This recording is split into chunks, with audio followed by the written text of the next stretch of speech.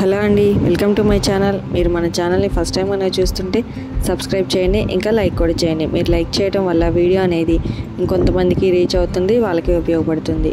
ఇక్కడ నేను చేసే రెసిపీ ఏంటంటే చపాతీలు మిగిలిపోయినప్పుడు ఇలా నేను చెప్పినట్టుగా చేస్తే పిల్లలకైతే చాలా ఇష్టపడతారు, పెద్దవాళ్ళు కూడా తినొచ్చు, ఎవరైనా తినొచ్చు అనమాట.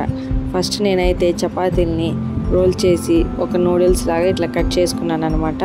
తర్వాత ఒక బాండీలో ఆయిల్ వేసుకొని అందులో చెక్క లవంగా అయితే వేసుకున్నాను. తర్వాత ఆనియన్స్ పొడుగ్గా కట్ చేసి పెట్టుకున్నాను అనమాట. అవి కూడా అందులో వేసి ఆయిల్లో కొంచెం ఫ్రై చేసుకున్నాను. తర్వాత అందులో కొంచెం క్యారెట్ తురుము, కరివేపాకు, టమాటా కూడా పెద్దగా కట్ చేసి అందులో వేసుకొని కొంచెం ఆ నూనెలో అయితే మగ్గనివ్వాలి. తర్వాత అందులో కొంచెం పచ్చిమిర్చి కూడా వేసుకోవాలి. వేసుకున్న తర్వాత అందులో కొంచెం ఉప్పు, పసుపు కూడా వేసుకొని ఒకసారి అలా కలుపుకోవాలన్నమాట. అడుగంటకుండా కలుపుతూనే ఉండాలి.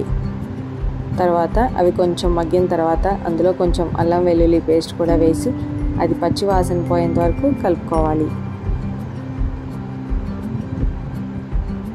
ఆ తర్వాత నేను ముందుగా చపాతీని కట్ చేసి పెట్టుకున్నా కదా, అదంతా ఇందులో ట్రాన్స్ఫర్ చేసుకొని ఒక్క 2 మినిట్స్ అయితే మగ్గనివ్వాలి. ఆ తర్వాత నేను ఒక పక్కన ఒక 4 ఎగ్స్ అయితే తీసుకున్నాను. అవి బీట్ చేసి పెట్టుకున్నాను అనమాట. అవి ఇందులోకి వేసేసాను. ఎగ్స్ అయితే ఇందులో వేసేసి బాగా అడుగంటకుండా కలుపుతూ ఉండాలి. కొంచెం ఆయిల్ ఎక్కువనే పడుతుంది. తర్వాత కారం, ధనియాల పొడి, కొత్తిమీర ఉంటే కొత్తిమీర అన్నీ వేసుకొని బాగా కలుపుకోవాలి. ఒకసారి సాల్ట్ చెక్ చేసుకొని మళ్ళీ కావాలంటే వేసుకోవచ్చు. తర్వాత సర్వ్ చేసుకుంటే పిల్లలైతే ఎంతో ఇష్టంగా తింటారు. టేస్ట్ అయితే చాలా బాగుంది. మన ఛానల్ని సబ్స్క్రైబ్ చేయండి.